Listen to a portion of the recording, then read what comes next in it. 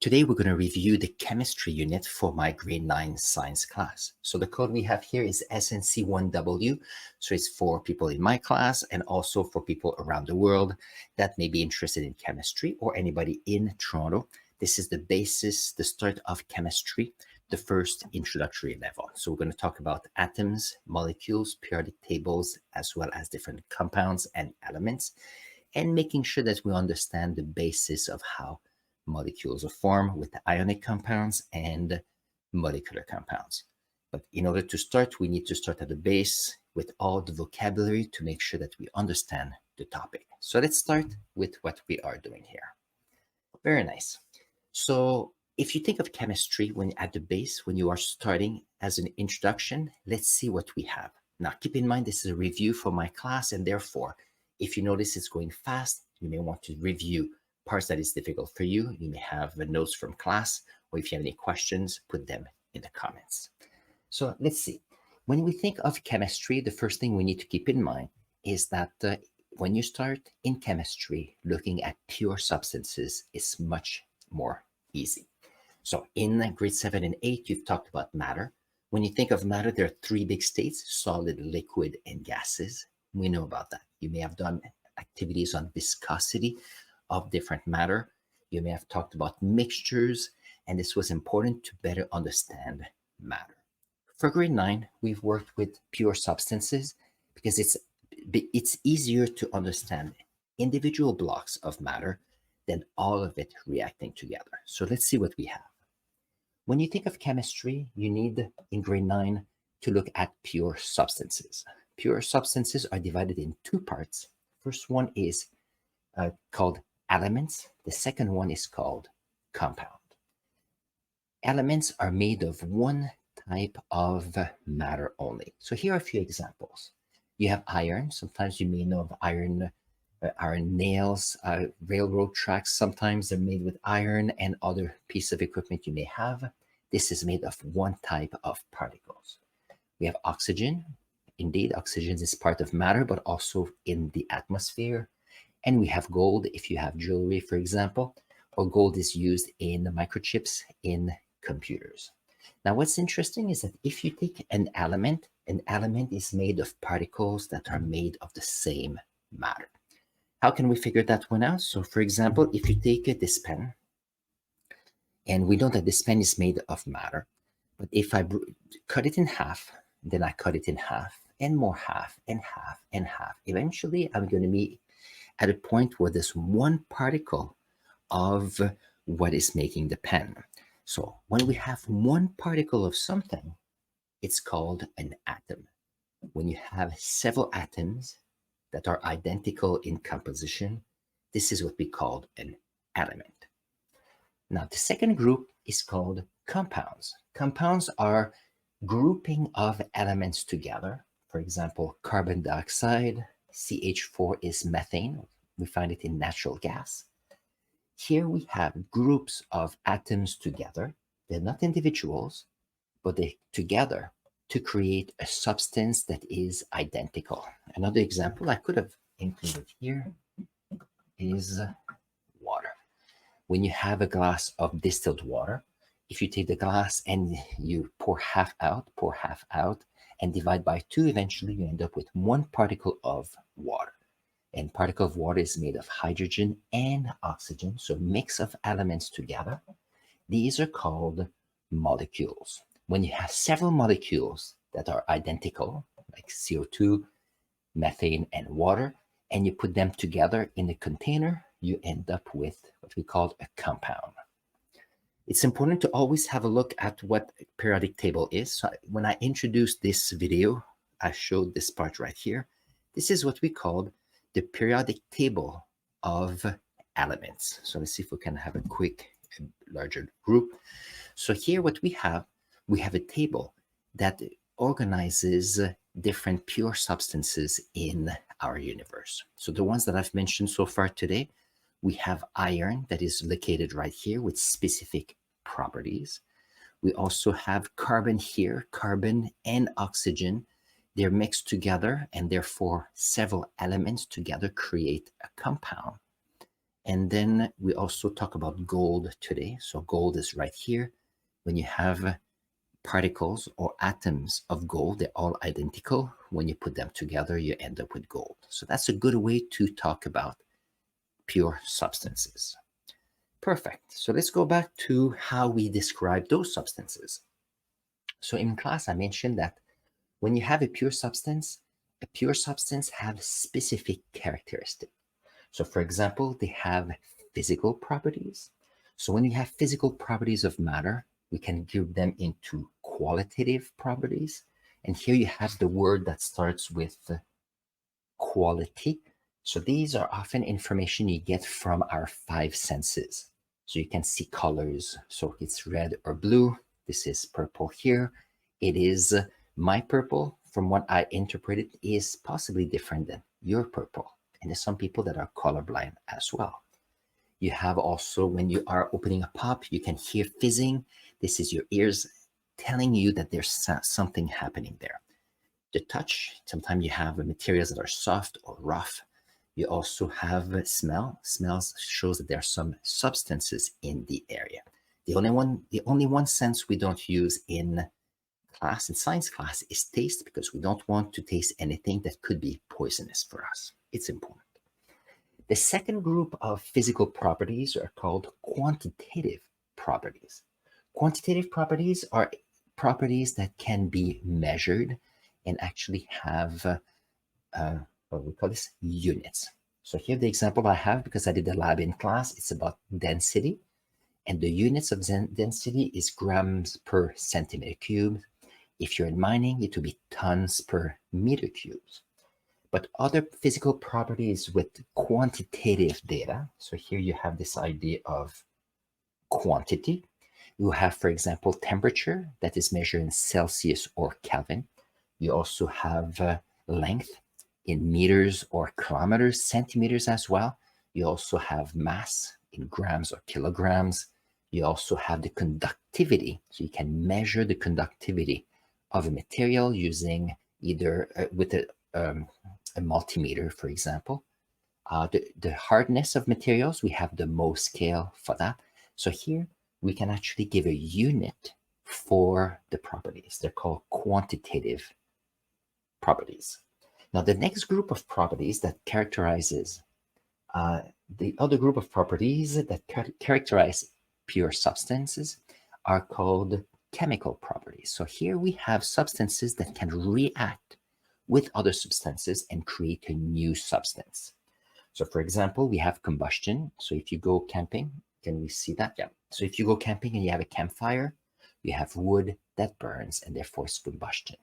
If you take fossil fuels or gas for your car or natural gas for your house for heating or cooking, we have a material that is burning with oxygen and creating new substance. This is what we call combustion. Another example is toxicity. Some molecules come into our body and that could be harmful for us. Or you can have some chemicals going into the environment. For example, if you think of compounds, you think of salt. When in the winter we put road salt on the roads. In the spring when the snows melt and we have rain, cleans up all the environment, but we have an increase in salt in streams and in the environment. It's not good for ecosystems. So that's an example of toxicity, chemical reaction. Another one would be reactions with the water. For example, we did a lab with Alka-Seltzer in water. So there's a reaction as soon as it is with water. What is the other one? We have also alkaline metals with water that reacts. With oxygen, for example, if you have iron and you leave your bike outside for 2 years in the weather, you have oxygen and humidity, and then your bike will rust. Reaction with oxygen. And also reaction with an acid. For example, when we are eating food, our stomach is acidic and it's part of changing the chemistry, and that's the beginning of the digestion of what we eat. Very important. So their reactivity. When you react, there's a reaction with pure substances. We call this, they're called chemical properties. So this is the basis on what we can base our study of chemistry. about elements and compounds. So let's see if we can talk about these a little bit more with respect to specific examples of atoms and elements. So here, what I'm going to do, we're going to start with lithium. So here I have lithium right here in the upper left corner. You can see that there's some information about lithium. So let's see if I can write it down. So here I have Li. Li is the symbol that says it's lithium. We have 3 here, and we have 6.94. I'm going to round it up to 7. Perfect. The 3 here is what we call the atomic number. Atomic number. And the atomic number is the identity of the element. So here, for example, we have a 3 that is the atomic number. The other one here, 7, is what we call the atomic mass.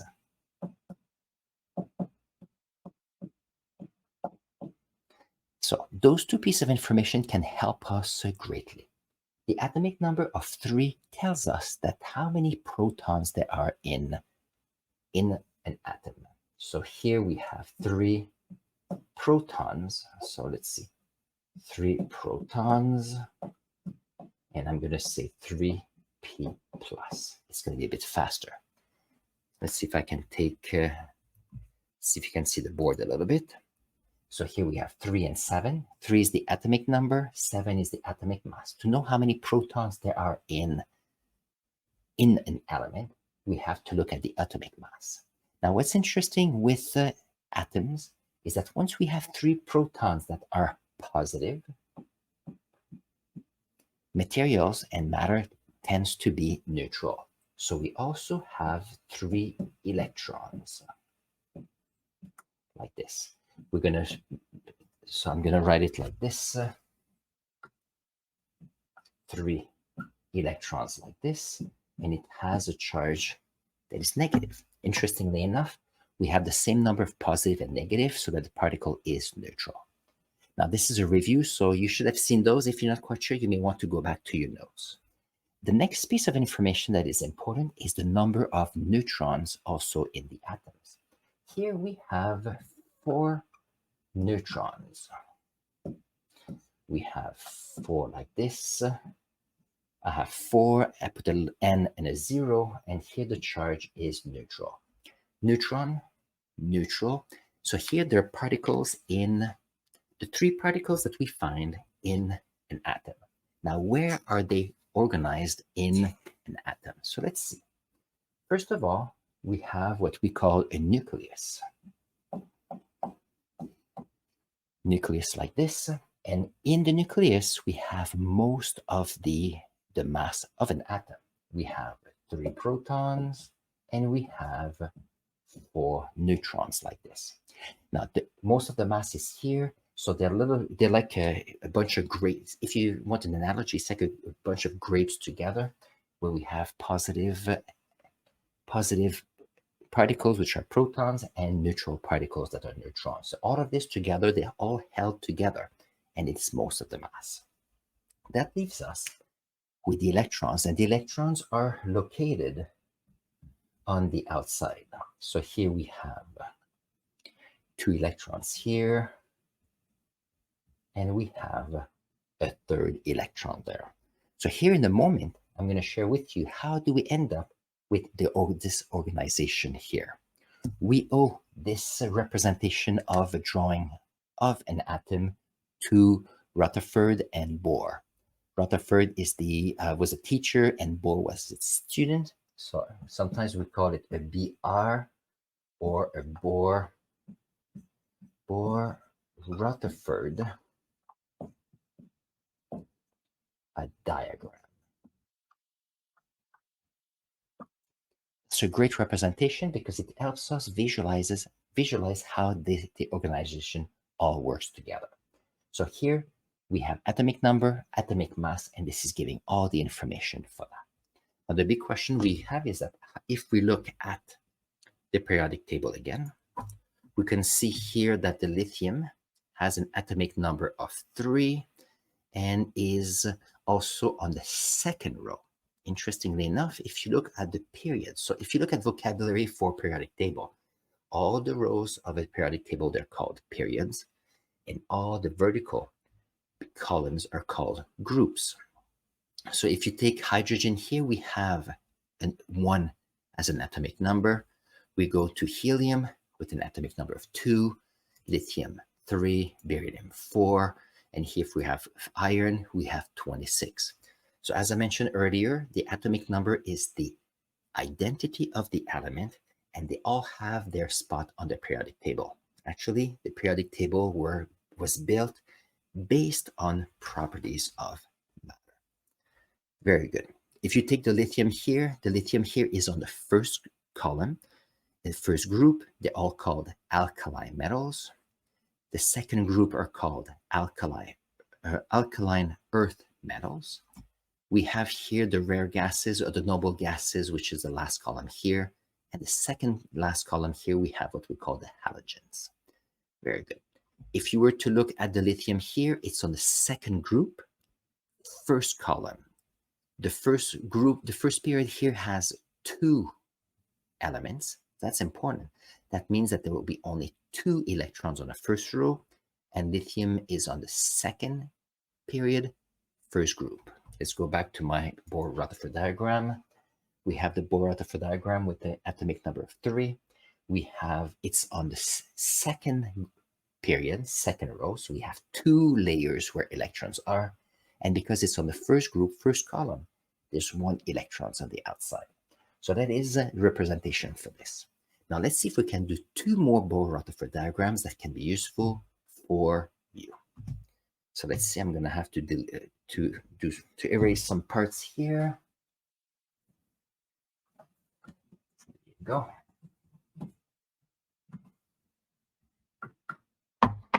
We're going to do sodium, and this is 1123. And I'm going to do chlorine as the next one. Chlorine here, we have 17 and 35. Okay. So let's see what we have. Let's go back to our periodic table.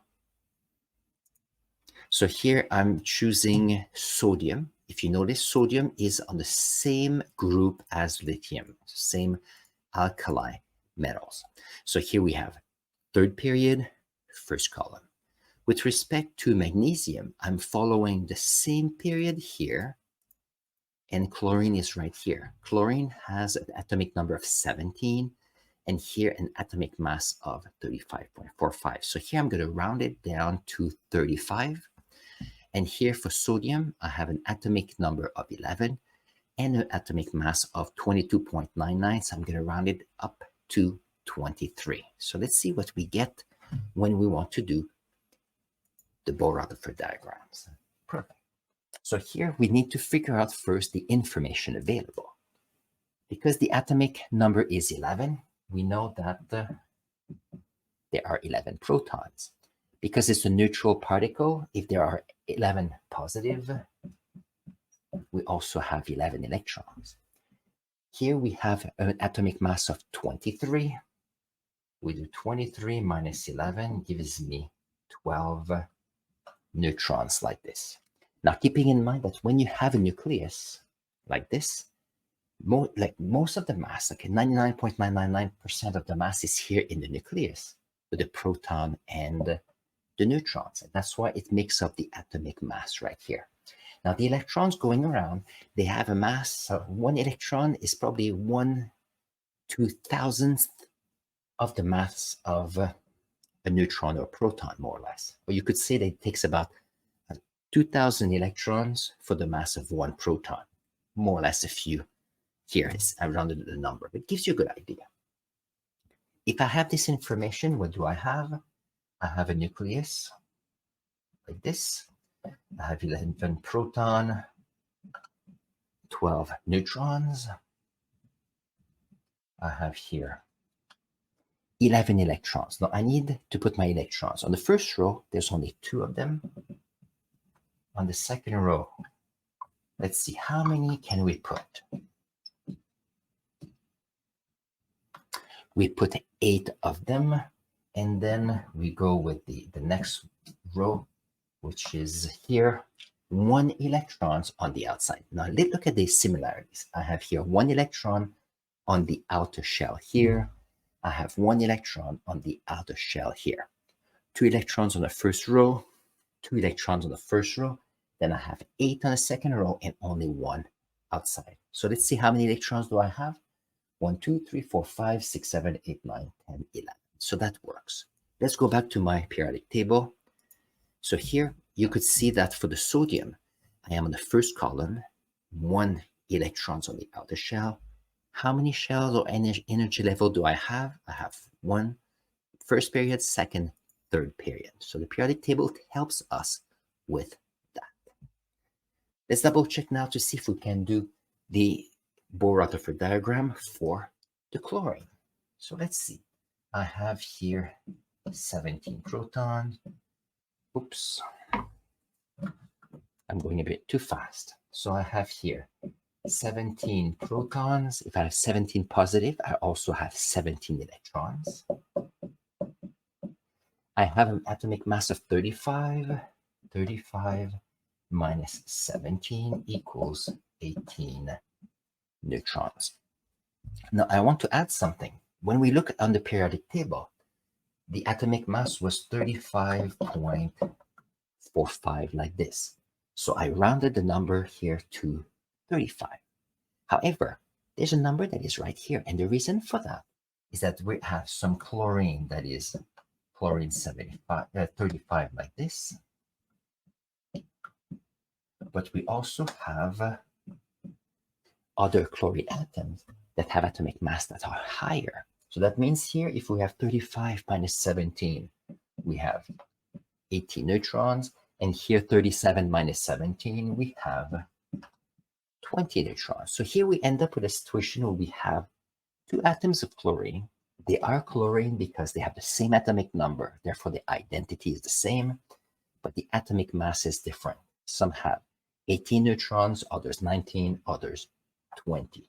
Here, they're called isotopes. So when you have 2 particles, 2 atoms with 2 different atomic mass, we call them isotopes. 2 isotopes of chlorine.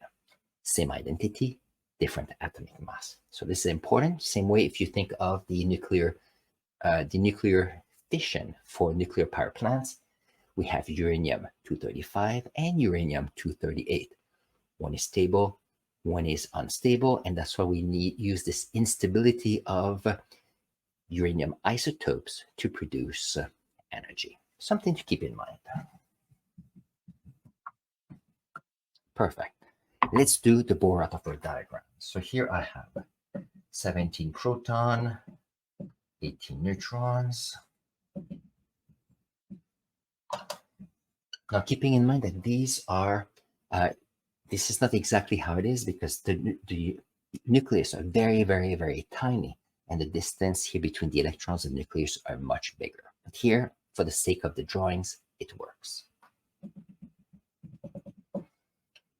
1, 2, 3, 4, 5, 6, 7, 8. Now we have to keep in mind that I have 17 electrons, 2 on the first row, 8 on the second. That means I have 10, I have 7 more. 7 more, I'll have to go here. 1, 2, 3, 4, 5, 6, and 7. Now you'll notice that here, if you look at the diameter of the sodium, the diameter is bigger than the diameter of chlorine. And the reason for that is that here we have 17 protons, so more protons than sodium. That means that all the electrons here around the nucleus are much more attracted to the nucleus because they are all negative. So here that's something that is one property of the periodic table. So let's go back. So here, if you look, if you have sodium and magnesium, and I have here chlorine that is at the end, they're part of the same period. That means that they just add in the center. Every time you go to the right, you add an extra proton. That means that the electrons are attracted more and more, and the diameter goes down from left to right. Now, if you look at diameter, you have to keep in mind that as you go down the group, the diameter will keep on increasing, because here on group 2, we have 2 energy levels, 2 levels where we have electrons, but when you go to sodium, you have an extra layer added. Then you go to potassium, you have an extra layer added. So going down, period, here, regardless if it's an alkali metal or here a halogen, we have an increase in the size of the diameter of the atoms. Okay, so that is good there, good there, good there. I think we're doing great. Oh, there's something else I wanted to show you. Good. What did I want to show you? Oh, yes. When I did the Bohr-Rutherford diagram, I mentioned that there were 2 electrons on the first level. So 2 here, only 8 on the second. And then we go to the next level. The reason why there are levels like this is that even though the electrons are attracted by the protons, here the electrons are all negatives and they're moving at the speed of light. So they don't want to be close to each other. So they want to be on the same place, but because they have the same energy, they're trying to push apart as far as possible. So that's why only 2 of them are on the first level. And then if we have more electrons, then they need to take some room a bit further, and then the electrons go here. Now, if there are more electrons, they cannot all fit in a small volume, then they'll go to the next one. It's the same thing if you go and see a concert. If you go and see the concert, you have the center stage, then you can have a smaller group at the front, at the pit in front of the group. And then if you go a bit further back, then you have more seats. And then if you are going further away, there's more and more room because you're expanding the radius. That's something to, an analogy that works well. Perfect. Something else that is interesting, if you look at the periodic table, how many atoms or how many elements do we have on the first group or first period? For the first period, I have 2 elements. That is a reminder that only 2 electrons goes on the first level. If you go on the second period, I have lithium, beryllium, so that's 2, 3, 4, 5, 6, 7, and 8. That's a reminder that only 8 electrons goes on the second period, second energy level. How many goes on the third? We have here 1, 2, 3, 4, 5, 6, 7, and 8. That's a reminder that only 8 electrons goes on the third energy level. Now in grade 9 and 10, most of the time we focus all the way to atom number 20th. And the reason for that is as you get bigger atoms going this way with the transition metals, what happens is that you end up with a new concept that you learn in grade 11 and 12, which are orbitals. That means that electrons, they're not necessarily always sitting as part of spheres. So here that looks like a onion layers, but it works very well until group 20, which is calcium. When you go bigger, it doesn't always show as a sphere. That's why we keep it for the later years. But it's something to keep in mind if you're interested in chemistry. Perfect. Good. Now, let's go and talk about the 2 main goals that atoms have. The first goal is that we want the same number of protons than electrons. So let's see. So first goal, number of protons equals number of electrons. So here, this condition is satisfied here. That is easy. However, atoms always want to look at the second goal. Their second goal, they want the outer shell, the outer energy level to be full of electrons. So we have the outer shell full like this. So what does that mean? If you take the sodium here, in order to have an outer shell full, the sodium would actually need 7 extra electrons so that it completes 8 electrons on the outside. For the chlorine here, it would need 1 more. So here the electrons have 2 things. First, number of protons and electrons are the same, so that works. the outer shell needs to be full. So the sodium here has a choice to find 8 electrons to go around, or if it happened that it allowed this electron to go, what will happen is if this electron is gone, the outer shell here is now full, and that would satisfy this condition. And as soon as this condition is satisfied, the number of proton and electrons are no longer satisfied. So what happens is that sodium will look for an electron again to get it back. It's the same thing if someone needs money to go to the cafeteria at your school and they're going to borrow $10. You say, I'm going to lend you $10, but I'm going to keep an eye on you. I know where you are because I want my $10 back. Sodium is willing to let it go, to transfer the electron, to give it away, but always keeps an eye open because it wants to have the electron again, because these two conditions will go back and forth like this as long as it's possible, so that the sodium stays nicely. So here we're going to take this away because sodium will not want to get 7 electrons. Now, interestingly enough, if you have chlorine, we have 7 electrons on the outer shell. What it needs 1 more. If it could have 1 more, the outer shell will be full. Now, that's interesting because, interestingly enough, it's going to look for available electrons. And here, sodium is willing to let 1 go. So what will happen is that this electron here, I should probably put it back. This electron here is willing to go and fill out the outer shell of the chlorine. Interestingly enough, though, the sodium here will keep an eye on the chlorine because when it wants it back, it can have it back. So if we have exchange of electrons, there's a few things that happen.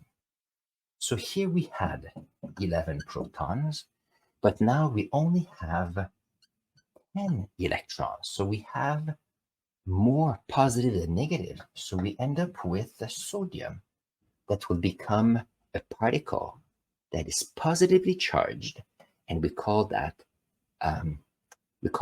a positive ion. So here it's a positive ion. One other words we can call it also, it's a cation. Why is it an ion? It's because it's a particle that now has a charge. If you take the chlorine here has 17 protons, but now has 18 electrons. So it has 1 more electrons than protons. That means that the chlorine here will end up with a negative charge. This will become a negative ion or an anion. So this is a cation. This is an anion. Perfect. Now this is interesting because these are perfect fit. Sodium wants to give an electrons, chlorine wants to get 1, so that's perfect. So we have here ions. When we put them together, we have a new substance. The new substance is NaCl. It's NaCl. We had Na plus and Cl minus that came together. It becomes an ionic compound. Ionic compound. So earlier we talked about element quite a bit.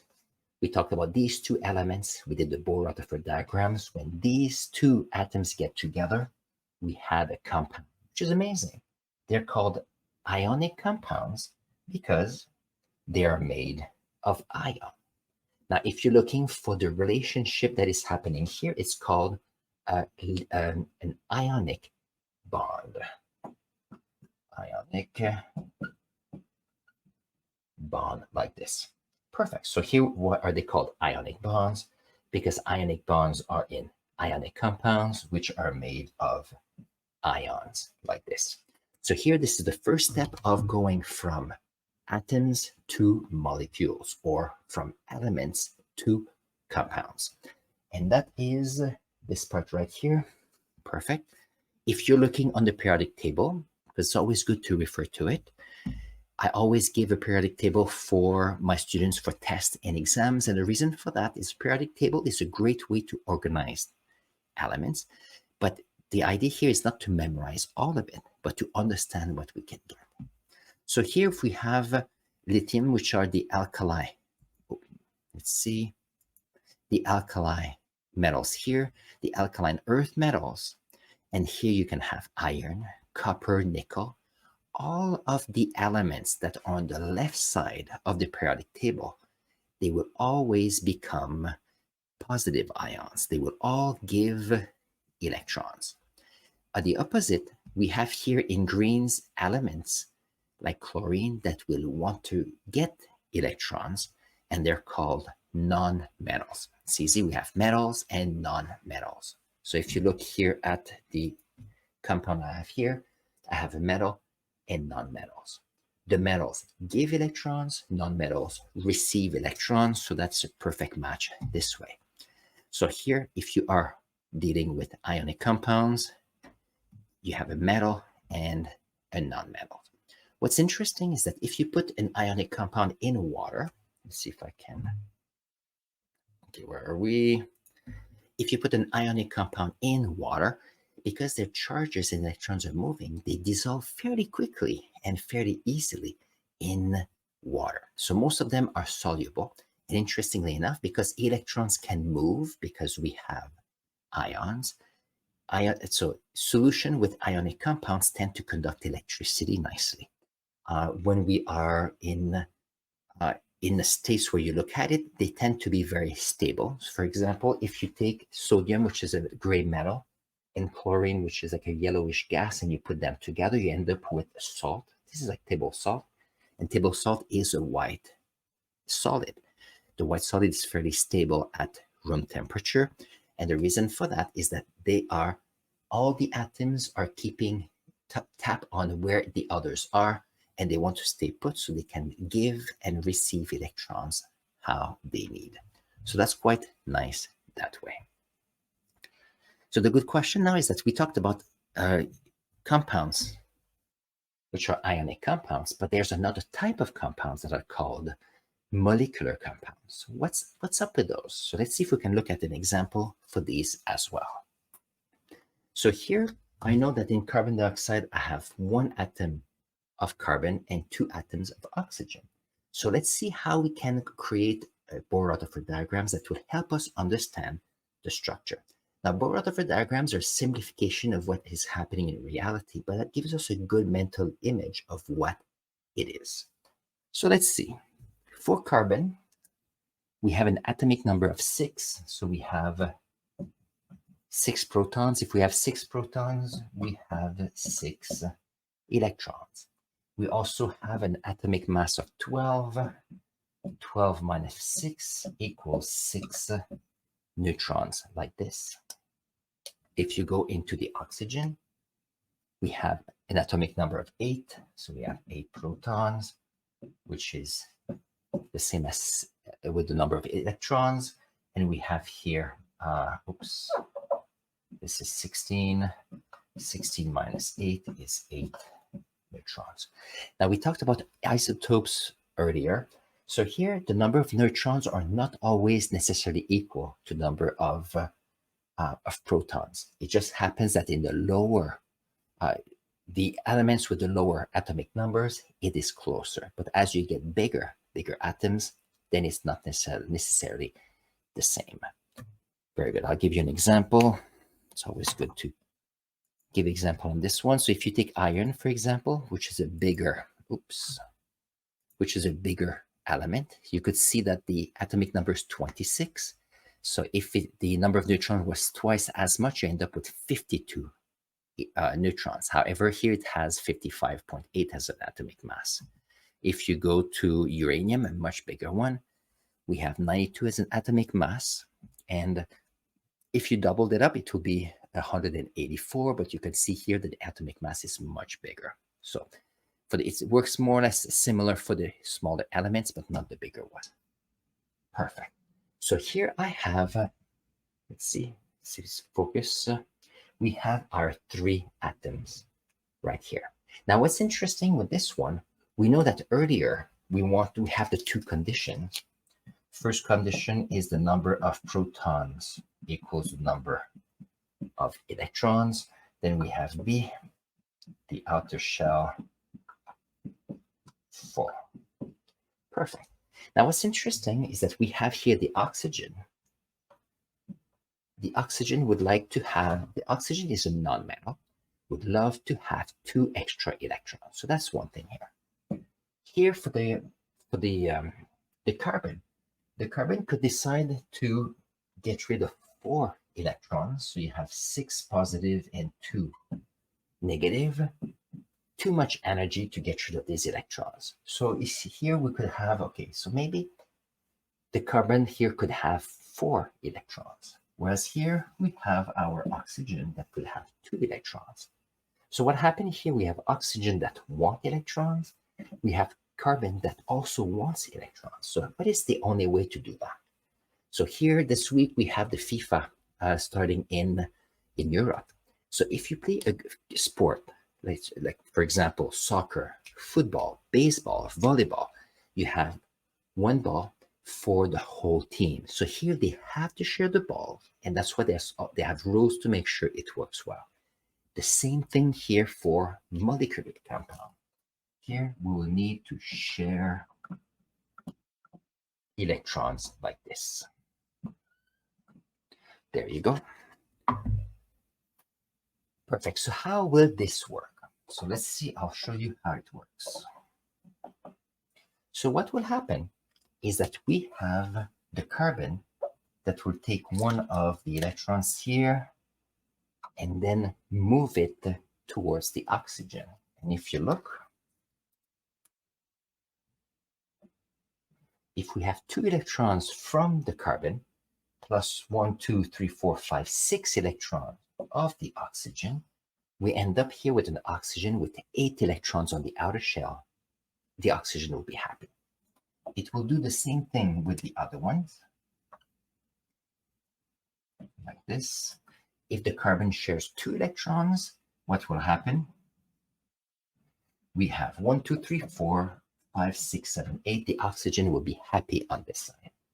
The problem, though, is that you end up with a carbon that has 2 electrons and are sharing 4 electrons. So the carbon says, okay, I don't mind sharing mine, but you have to share some as well. So this oxygen here will share 2 of its electrons.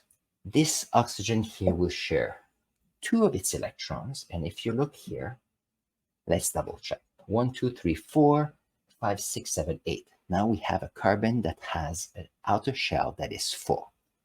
Interestingly enough, keep in mind that the electrons are going at the speed of light.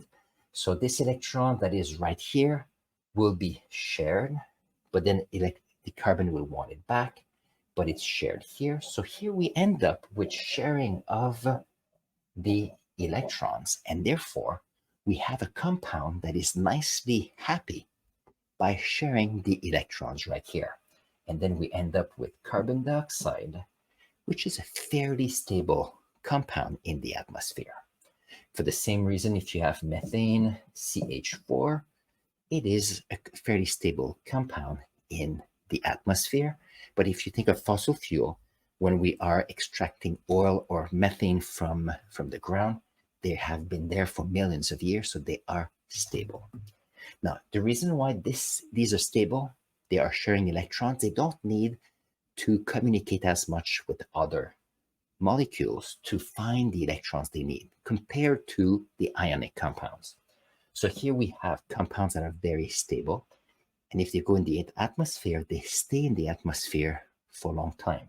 And that's why if you have carbon dioxide or methane going in the atmosphere, you end up with greenhouse gases that are there, and therefore an increase in temperature of the atmosphere. And that's when we talk about global temperature change. These are 2 of the gases that creates that. They are stable, and that's why they are in the atmosphere. So the whole idea here is that how can we make sure we diminish those from the atmosphere? So here we have what we call molecular compound. Molecular compound here they have what we called covalent bonds. So covalent bonds. Covalent bonds is this idea that there's a sharing of electrons. And the relationship between this, I think that's all I have to say there. Perfect. So they're sharing electrons, they're covalent bonds, making molecular compounds. So this is the second type of compounds that you will see as well. Now, keep in mind that the chemistry we've seen so far is fun. However, it does affect the environment. If you live in large centers here like Toronto, where there are millions of people, there's a lot more molecules and chemical reaction happening, a lot more pollution, a lot more salt on roads, and therefore our environment and ecosystems are much more affected by that. If you go further north in Ontario, for example, you end up with less and less people. The towns and cities are much smaller. Therefore, the creation of these or the pollution of the ecosystems through road salt, for example, is so much less. So that's why if you think of politics, what's happening in Northern Ontario and Southern Ontario is different. If you think of First Nation relationship and ways of life, it's different because they are in further north. First Nation reservations are much more isolated, and therefore they may not contaminate and pollute the environment as much. However, other humans around them, cities, for example, we are creating pollution that is affecting them in many ways. An example for that is, for example, grassy narrows, where you had poisoning with mercury. So we had a sawmill, and then through the process, more mercury in the river, and that affected the First Nation there. If you are looking into road salt, for example, our ecosystems are quite affected. So if you have different people with different perspective, sometimes it's harder to see a perspective because we don't have necessarily the same environment where we live in. However, discussions, conversations is the best way to get to know each other, making sure that we understand each other's perspective to protect our environment and ultimately our health. So this is quite important. And I think these are the key parts that was on the chemistry units. I wanted to review the chemistry unit. Hopefully you enjoyed the show. If it happens, you have any clarification questions, put them in the comments below. I'll answer them or create a video for next week. And on this, good luck for your exam. I believe in you. In the meantime, I'm going to put here a link to another video related to science, and I'll see you there.